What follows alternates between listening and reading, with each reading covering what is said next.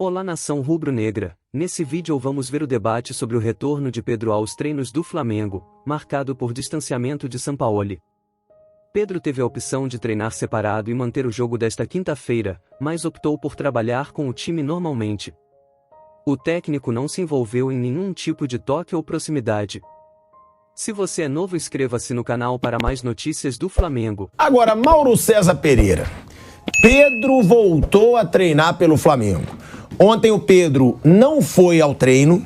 Aí vale a pena a gente deixar claro. Ele não foi, não avisou que não iria. E aí, claro, gerou uma polêmica. Porque quando o jogador não vai ao treino, a assessoria de imprensa avisa, né? A assessoria de imprensa manda, Pedro não foi ao treino porque estava no dentista. Então, claro, o Pedro quis deixar clara uma insatisfação. Isso é o que parece bem claro para todo mundo, que ele não está satisfeito com a permanência do Sampaoli. Eu já andei falando com bastante gente lá do Flamengo e parece sim que realmente a relação não é das melhores. Não só do Pedro, de alguns jogadores com o técnico Sampaoli, com o staff do Sampaoli. Parece que esse preparador físico dava muitas indiretinhas pro Pedro, inclusive no dia onde houve a confusão, muita gente fez questão de deixar claro: Thiago, a confusão não foi no corredor ali saindo do campo. O preparador chegou a falar com o Sampaoli, depois ele foi até o Pedro e teve a briga. Não foi aquele negócio espontâneo, saiu, tá todo mundo brabo no corredor, o pau comeu. Não, isso também teria incomodado um pouco, porque não foi com a cabeça tão quente do que teria acontecido dentro de campo. Agora, o Pedro foi para o treino hoje, teve uma reunião, né, Mauro, dos empresários do Pedro com a diretoria e parece que apararam as arestas. A pergunta é, Mauro, será que apararam mesmo ou é uma versão para o torcedor, para suavizar o clima numa semana de Libertadores?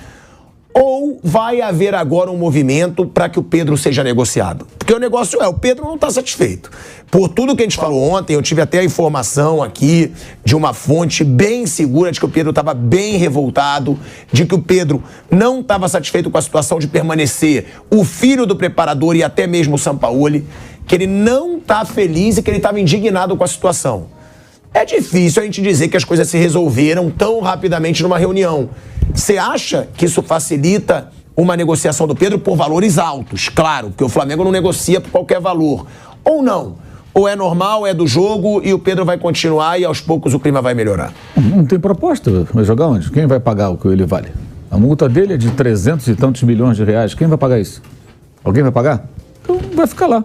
Vai ficar lá, vai jogar, tentar seguir o que o técnico pede, que há muitos relatos de que internamente até alguns jogadores ficam meio incomodados porque ele não estaria muitas vezes disposto a executar tudo aquilo que é pedido.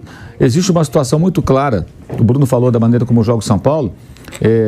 O Sampaoli, ele também gosta que os times dele trabalhem muito sem a bola, pressionando a saída do adversário. O Pedro, inclusive, até ele se esforçou em alguns jogos recentes a fazer esse papel, até melhorou, chegou a roubar a bola, que gerou jogada de gol. E o que se fala também nos bastidores é que nem sempre o Pedro demonstra todo esse afinco, não está muito satisfeito. E alguns colegas também não gostam disso. O Vamp falou muito bem que o fim de semana é uma lenda essa história. Os jogadores ficam todos... Não é bem assim. O jogador tem disputa de posição, tem jogador que gosta do jogador, tem jogador que não gosta do jogador. Não é assim que funciona. Todos fecharam com ele na agressão, óbvio. Todo mundo não poderia ser diferente. O cara tomou um soco na cara. Agora, com relação a comportamento, conduta, alguém acha mesmo que os outros jogadores acham o máximo o jogador que fica na reserva e reclama? Vamos lá, vamos pensar o seguinte aqui, gente. O Flamengo ontem vendeu o Matheus França. O Flamengo apresentou lá seu relatório do faturamento nessa primeira metade do ano, mais de R$500 bilhão. Então, fatalmente, vai bater R$1 bilhão de novo. Pode ser que chegue em 300. Se for campeão e vendeu bem o jogador, se for campeão de mais títulos importantes, o Flamengo vai faturar o quê? R$1 bilhão 300, R$1 bilhão 400? Isso significa o quê? O Flamengo vai continuar fazendo contratações caras. Isso não vai mudar. O Flamengo vai continuar fazendo contratações caras. A disputa por posição, ela vai continuar existindo. Pouca gente vai ser titular absoluto no Flamengo. Então, quem for jogar, tem que ter noção disso. Ele deveria ter essa noção quando ele veio para o Brasil, voltou para o Brasil. Ele fez 4 jogos na Fiorentina, foi reserva, jogou 59 minutos, foi meio que resgatado pelo Flamengo quando ele veio emprestado para o Brasil em 2020, começo do ano. Jorge Jesus era o técnico. Antes, o Flamengo tentou o Balotelli. que não foi contratado, não houve acordo. E era o que? O português queria um homem de área, um cara de referência para ter uma diversidade de jogo, porque ele não tinha esse cara. O Lincoln era o centroavante, que era o garoto da base, que não tinha tecnicamente esse nível e foi até para o Japão. Então, foram buscar o Pedro, para quê? Não é para barrar o Gabigol, barrar o Pedro, o Bruno Henrique. É para compor, para ter uma opção. Ele chegou com esse papel, ele sabia disso. E o Bruno Henrique e o Gabigol já eram os caras do título da Libertadores do Brasileiro, já era a dupla consagrada, quando ele desembarcou no Rio de Janeiro. Então, ele primeiro voltou nessa condição. Se ele queria jogar num time onde ele seja intocável, não era o Flamengo que ele tinha que ir. Tinha que ir da Fiorentina para outro lugar qualquer. Ele ficou um ano emprestado, aí foi enfim contratado definitivo. Então, teve um ano para ele ficar na reserva e falar, olha, eu não quero ficar no Flamengo, quero voltar para a Fiorentina e ser negociado com outro clube. À época, inclusive, a Fiorentina fixou 14 milhões de euros, o valor da multa. E se arrependeu, porque ele foi bem no Flamengo, mesmo não sendo um titular absoluto. E aí ele se valorizou. Passou a ser um jogador cotado para a seleção, mas era tarde demais. A Fiorentina tinha colocado lá o valor, o Flamengo falou que se fosse 14 milhões, um abraço. Ele passou a ser jogador do Flamengo, que ele se valorizou nesse período, porque ele sai de lá em baixa, porque o Vicente Montella, que era o técnico, não o escalava. Foram 4 jogos, um empate, 3 derrotas, se não me engano, 59 minutos. Foi o máximo que ele jogou na Itália, praticamente um semestre. Então, assim, ele sabia disso tudo. E hoje, se você olhar os números, eu estava vendo hoje de manhã um número bem curioso, o site GE publicou, eu fui lá esmiuçar. O tempo dele como titular, o tempo médio dele, é idêntico ao tempo com o São Paulo do Dorival. 1 minuto a mais de média de tempo como titular com o São Paulo em relação ao Dorival. É curioso isso. Ele só virou titular no 3º jogo depois da lesão do Bruno Henrique. O Bruno Henrique se machuca contra o Cuiabá, tem um jogo contra o Atlético Mineiro, pelo Brasileiro, e outro pela Copa do Brasil. O Flamengo perde os 2-1 em Belo Horizonte. Depois tem o jogo do inferno, que o Flamengo ganha no Maracanã. Primeiro jogo joga Vitinho, na ausência do Bruno. No outro jogo joga Arão e ele muda um pouco o sistema. No 3º jogo contra o América, no Rio, aí o Bruno Henrique está fora já, está machucado, fica parado um tempão, aí entra o Pedro. O Flamengo ganha 3-0 e aí forma a dupla com o Gabigol de vez. Que já tinha jogado, inclusive, os dois juntos com o Paulo Souza no começo do ano. A vitória contra o Goiás, até foi jogada dos dois com o Mateuzinho, o Flamengo ganhou de 1-0 no Maracanã e tudo mais. Então, ele veio para brigar por posição, ciente que não seria titular absoluto. Se você olhar o elenco hoje, e isso tende a se acentuar, quem é titular absoluto do Flamengo? Me digam. Um titular intocável. Não tem, intocável não tem. Só Arrascaeta. Esse ninguém mexe, a não ser de fora de forma. Nem o Gabigol. Até o Gabigol... O Bruno Henrique, sempre quando esteve bem, ele era também. Mas assim, com 32 para 33 anos, teve essa lesão grave, também vai sair, vai entrar um outro, que vai jogar todas, desde que tenha condições. Ninguém mexe, é o Arrascaeta. E até ele ficou no banco contra o Atlético. E até ficou contra o Atlético, porque não consegue jogar o tempo todo. E foi bom ele ficar no banco. Ele entrou no segundo tempo e fez a diferença. Você olha, o goleiro tá tão bem, o menino lá, o Matheus, não dá para dizer que ele é intocável. Os reservas dele são os dois caras muito mais... O goleiro campeão olímpico, que é o Santos. Ô Mauro, eu vou ter que te cortar rapidinho pra gente chamar um break. Na Rádio Jovem Pan, seguimos no YouTube com 60 mil pessoas. Deixa o seu like. Então, você pega no gol. O Santos é o goleiro campeão olímpico. O Rossi é o goleiro que veio do Boca Juniors. Né? Lateral direito, o Wesley está bem, mas dá para dizer que ele é titular, intocável. Os zagueiros se revezam, os 3, agora o Pablo tem entrado também. Léo Pereira, Davi Luiz e o Fabrício. Jogam os 3, ficam trocando. O Ayrton é o titular da lateral esquerda, esse é.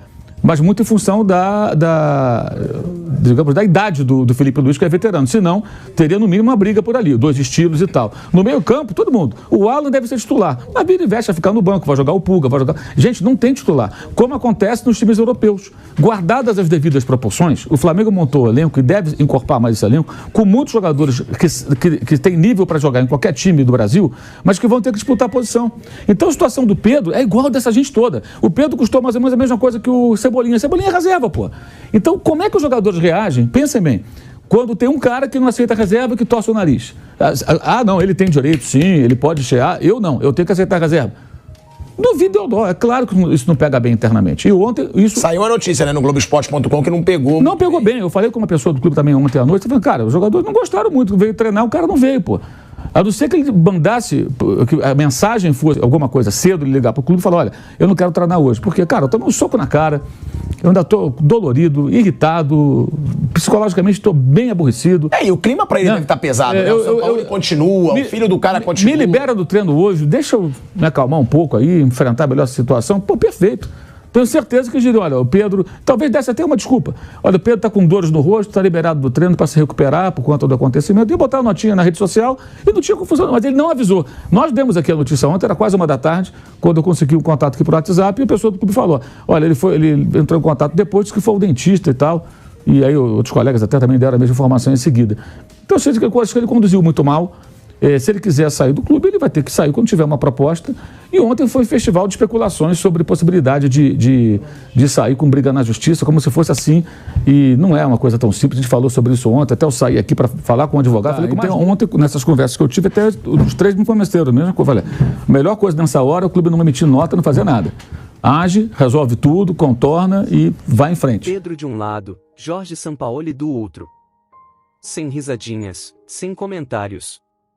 A distância entre os dois protagonistas do confronto Flamengo dos últimos dias marca o retorno do atacante aos treinos nesta terça-feira no Nijo do Urubu. O acordo assinado na noite desta segunda-feira para o retorno ao trabalho no dia 9 previa os ajustes desta manhã. O Flamengo teria deixado Pedro tranquilo se Pedro achasse melhor treinar sozinho, e até guardou para o jogo da Libertadores, quinta-feira, contra o Olímpia, mas o jogador optou por participar normalmente das atividades previstas para os companheiros.